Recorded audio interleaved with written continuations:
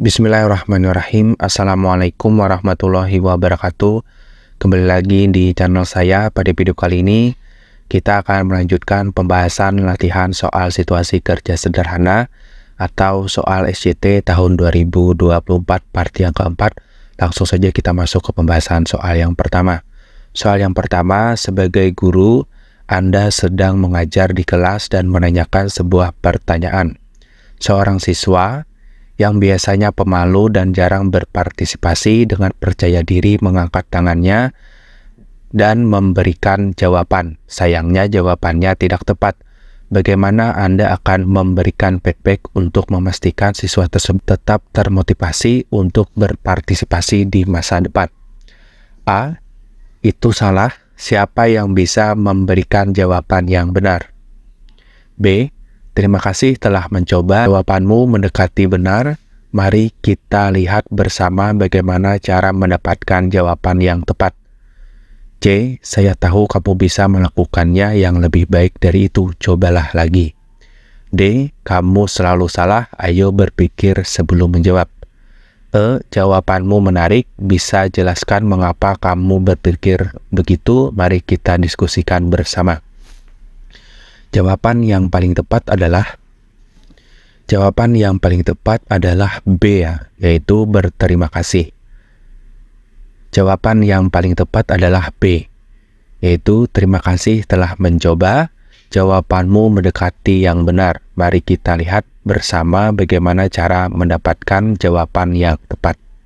Nah, itu poinnya 5 Bapak Ibu ya. Untuk poin 1 itu adalah D. Kamu selalu salah, ayo berpikir sebelum menjawab. Itu poinnya 1 kurang tepat. Kita lanjut ke soal yang kedua.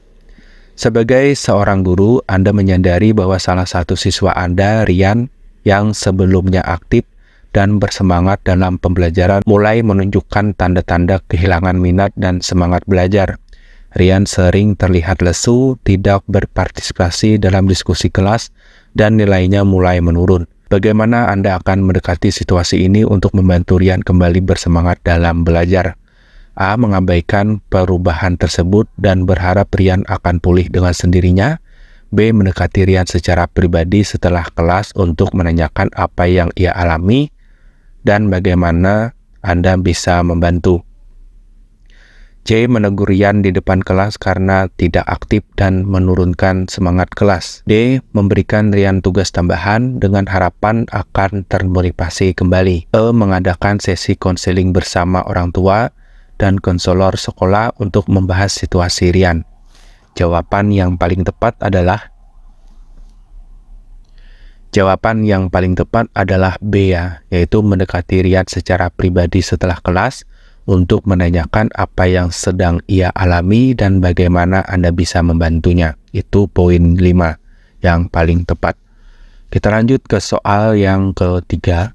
Sebagai seorang guru, Anda mengetahui bahwa dalam kelas Anda ada seorang siswa baru, Arif, yang memiliki kesulitan belajar.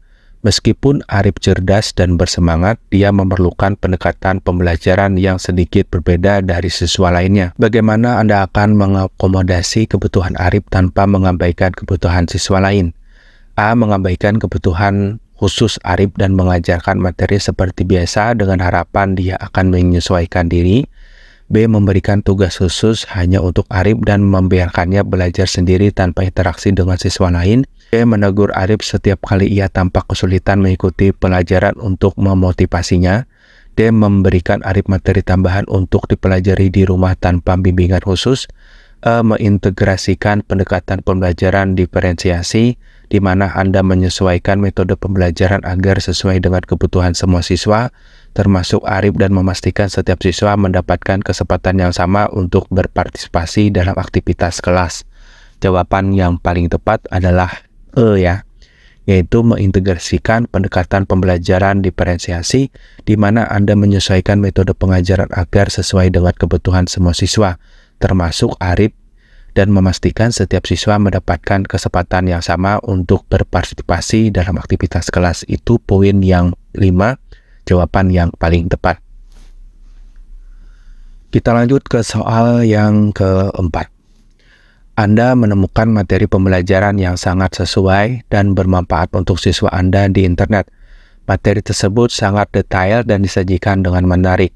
Anda berpikir untuk menggunakan materi tersebut sebagai bahan ajar utama di kelas Anda tanpa memberikan kredit atau rujukan alasan sumbernya. Bagaimana Anda akan bertindak? A. Menggunakan materi tersebut langsung tanpa mengubah apapun tanpa menyebutkan sumbernya. B. Memodifikasi sebagian isi materi dan tetap tidak menyebutkan sumbernya. C. Menggunakan materi tersebut dan memberikan kredit kepada sumber aslinya di akhir presentasi Anda. D. Menghubungi penulis atau pemilik materi untuk meminta izin penggunaan sebelum mempersembahkannya di kelas. Menggunakan materi sebagai referensi dan membuat materi Anda sendiri dengan gaya pengajaran Anda sambil memberikan kredit pada sumber aslinya.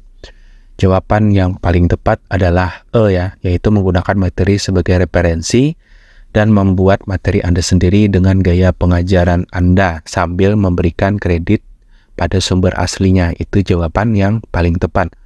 Lanjut ke soal yang terakhir, soal yang kelima. Soal yang kelima, Anda adalah seorang guru yang sedang sibuk dengan banyak tugas tambahan di sekolah. Waktu mengumpulkan nilai siswa untuk rapot pendekatan, tetapi Anda belum selesai menilai semua tugas siswa. Anda mempertimbangkan langkah apa yang harus diambil untuk memastikan nilai siswa dikumpulkan tepat waktu. Bagaimana Anda akan bertindak? A. Mengatur waktu tambahan di luar jam kerja untuk menyelesaikan penilaian, meskipun itu berarti Anda harus mengorbankan waktu istirahat Anda. B. Menunda pengumpulan nilai dengan alasan sibuk dan meminta tenggat waktu tambahan kepada kepala sekolah. C. Meminta bantuan guru lain untuk menilai sebagian tugas siswa tanpa memberitahu siswa. D. Anda memberikan nilai rata-rata kepada semua siswa berdasarkan penilaian sebelumnya tanpa mengevaluasi tugas terbaru mereka. E. Mengabaikan tugas-tugas yang belum dinilai dan hanya mengumpulkan nilai dari tugas-tugas yang sudah Anda nilai. Jawaban yang paling tepat adalah A ya, yaitu mengatur waktu tambahan di luar jam kerja untuk menyelesaikan penilaian. Meskipun itu berarti Anda harus mengorbankan waktu istirahat Anda. Itu jawabannya dengan poin 5. Itu yang paling tepat. Nah, demikian Bapak Ibu pembahasan latihan soal situasi kerja sederhana atau soal SJT tahun 2024 part yang keempat. Semoga bermanfaat. Terima kasih. Assalamualaikum warahmatullahi wabarakatuh.